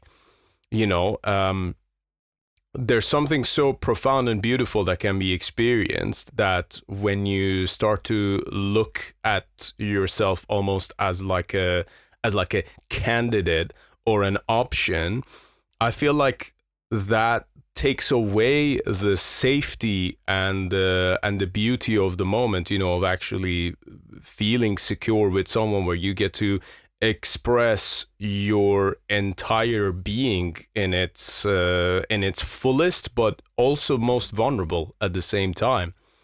And it's by the way, part of the reason why I actually quit watching pornography around 3.5 years ago completely. And I didn't realize the impact that it had on my thinking and my wiring until after I quit it. That dopamine addiction it's crazy, like what it does to you, and I've actually tried to talk about this on the podcast. I'm very open about this part because I think that because it's such a taboo thing, no one wants to talk about it, yet it's like a rude problem for so many people, which by the way is, I think, a big value of what you're doing, because it's not a comfortable conversation to have. It's not an easy thing to do. And the answer may not be in one simple conversation either. It's in multiple. It's, as you said, it's a journey that you have to go through one by one, and also understanding the feminine and the masculine energy, and like, okay, well, where am I in the spectrum? Who am I? Like, how can I embrace my true nature so that when it comes to this expression, I feel whole with the experience rather than just going along for the ride, if you know what I mean. Which I think that unfortunately, especially for like a lot of women, that has been the case. But I think it's a bit like that for guys too, because you're immediately judged on like certain physical attributes, which luckily I've never had that problem. But prior to it, you do build a lot of insecurities because of what you see on the screen, and you think, okay, it's got to be like that. And like I remember years ago, when I was still single, I was hanging out with this lady, and then there were like things there that felt performative to me, as if like she was trying to recreate things that she saw on a video, and it was almost like distracting to me, because I was like, you're trying to recreate this cultural thing that you've seen somewhere, rather than just simply being present in the moment and just enjoying the process of, getting to know each other's company. So yeah, I think it is an important conversation to have, because it shapes us who we are. Conversations. And yeah, exactly. Sometimes there are no answers, but it's just such a beautiful raw way of talking to people, and it opens up so many doors to explore so much, and it's just something that we all have in common, and it's so beautiful. But the fact that it's so taboo and that people just have so much bullshit around it is so frustrating. And it's really nice to be able to have these unfiltered conversations. Of course, they're always somewhat filtered because it's still sex, still so taboo, but it's been such a privilege and I'm really enjoying it. You know, in March for Nowruz, I was invited on this really popular Iranian program with this very big Iranian celebrity. He's for years, his programs have been getting millions of hits. Kambiz Hosseini, his name is.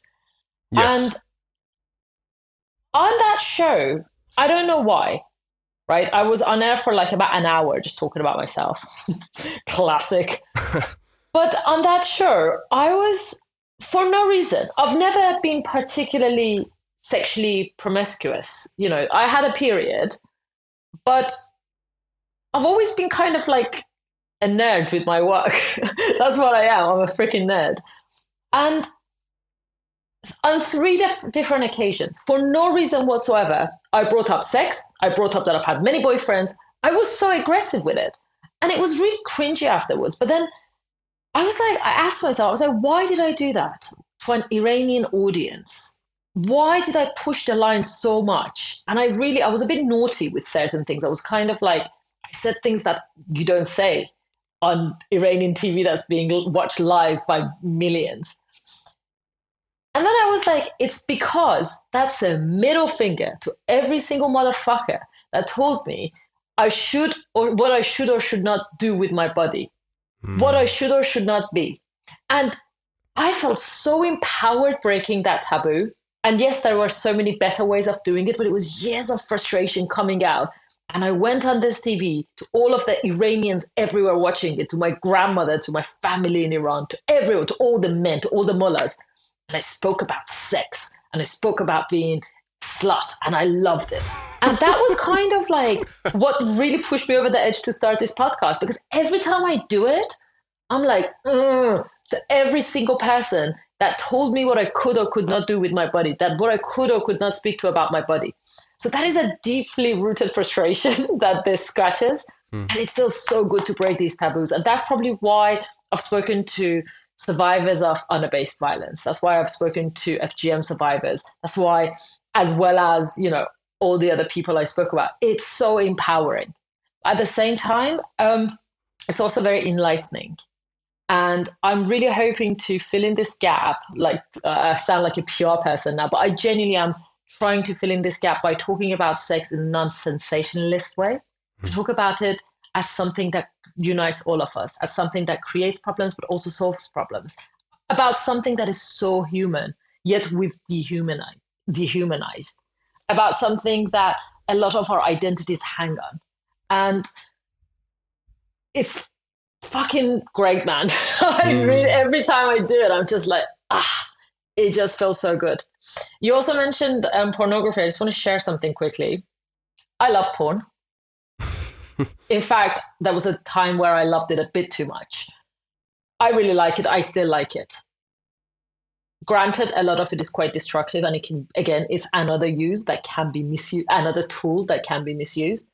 I love it. I don't want to give it up. But I have a very weird experience with it. The first time I was shown porn is by this person in Iran that groomed me as a child. I was 8 years old, and they took me to this house, and it was on a floppy disk, and they put it in. And in Iran, we have no sexual education, nothing. I had no idea. The only penis I've ever seen was my cousin, and he was like younger than me, and him and I grew up together. Like, we would shower together and stuff, and like, it was just there. I was just like, but this person put the floppy disk in, and it was hardcore sex. It was this woman sleeping with this black guy, and her husband comes in, sees her cheating on him, beats her up, and then the both men he basically rapes her while the other guy does her.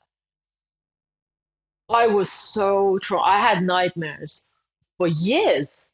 And I remember that night I went home, I still have my diary. I wrote, I hope when I'm married, my husband doesn't force me to do that. And I hope he has a very small penis. I was just terrified that I remember I was like, is that what it looks like? It looked like an aubergine, like in my little 8-year-old head. And that really, really messed me up. And that's one of the many complexities that I carry with me around sex. But I think that the less we talk about these things, the more, we've spoken about trauma and overcoming trauma a lot throughout this podcast.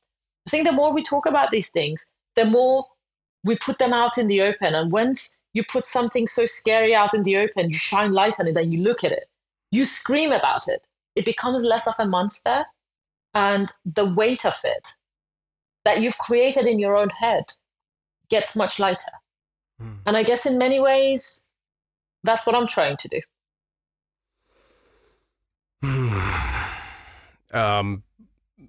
Very sorry that you experienced that early on, but I'm very glad at the same time that you're trying to turn it around in the way that you have, and you never know, perhaps the conversations that you are having,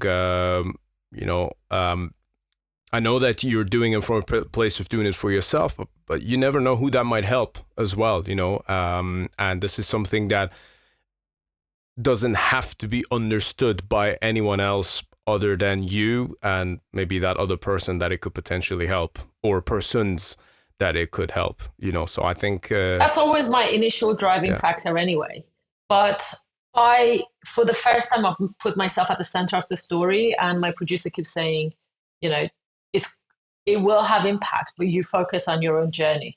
And if I may indulge one other thing, please just indulge me. Yeah. It feels very self-indulgence, and I don't like to, as a journalist, like, I'm not trained to put myself in the middle of the story or make it about me. But this project is about me, and I'm allowed to be indulgent just due to its nature. But I'm not.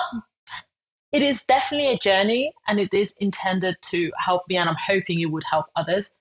If I were to be totally, totally honest with you, as well as everything else I said, which truly stands, I'm making this program for little Sahar. I'm making this program for myself every time I make it, and I imagine my audience. Because usually when I make documentaries, I'm thinking, I don't really see the faces of my audiences. I think in masses. I think about the impact it would have. I remember the faces, the eyes of the people I spoke to who are suffering, or stories I'm trying to help give a platform to. But with this story, every time I imagine the faces of my audience is my face. But as I was growing up, I see that 7-year-old Sahar, 8-year-old Sahar. I see teenage Sahar. I see myself when I was in my 20s, when I was doing some weird sexual stuff just to rebel against everything that oppressed me. I imagined myself when I was in an abusive relationship. I imagined myself when so many of these experiences, and I wish every single episode I make, I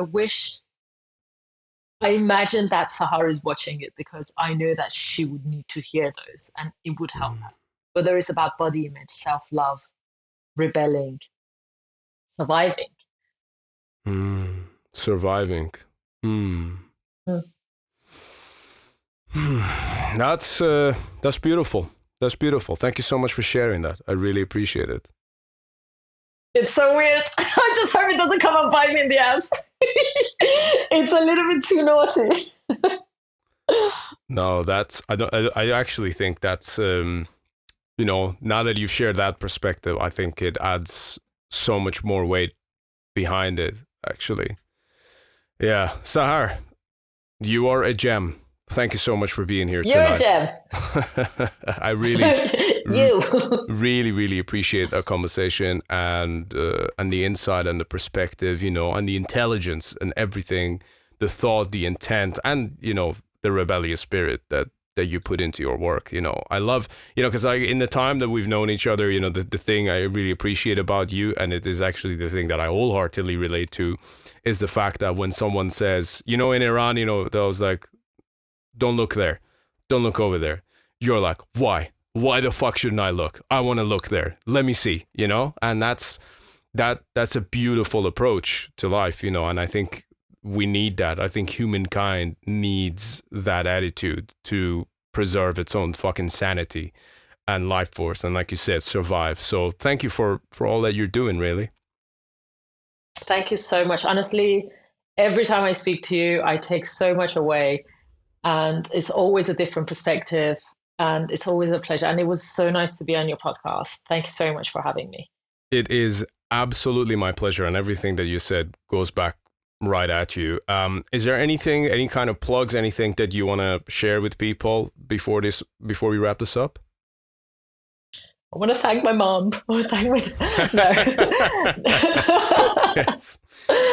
No, not really. I just want to thank you for keep going despite all the obstacles. I've seen you at work. I've seen everything you do. You do it with love. You do it with intention, and you're constantly evolving. And I'm really proud of you for starting this journey. And I know that you never care about what happens with it, but you're constantly leaving your mark on the world. And that's beautiful because you're a beautiful person. And I'm sure you inspire a lot of people to just be themselves, to be their quirky, crazy, wonderful, brilliant, intelligent self. And it's just always so nourishing and refreshing how yourself you are and how honest you are. So, yeah, thank you for having me. That's lovely. Thank you. And can I just quickly add something to that? You know, every single word. No, sorry, no. You know, Sahar, every single word that you just uttered there, you could say that to the mirror. You could say that to yourself. What is this bro love going on here? What is this bro love? I'm just telling you. Give me a hug already. I'm just telling you the perspective as it is. Sahar, thank you so much. I appreciate the fuck out of you, and thank you so much for this very, very valuable and insightful conversation. I have a lot to take away from it. And to everyone who's been listening to this episode of the podcast, I hope that that's exactly the same for you guys too. Be sure to support Sahar, listen to Let's Do Sex, and we'll see you on the next... No, Doing Sex. Doing Sex. I chose the name. I was like, you know what? Let's go trashy. Doing Sex. Doing Sex. There we go. Yeah, I unintentionally put the masculine twist on it, which I didn't mean to, but there we go. Doing Sex. There we go. You heard it here, ladies and gentlemen. Support Sahar, and we'll see you on the next episode of Iblis Manifestations.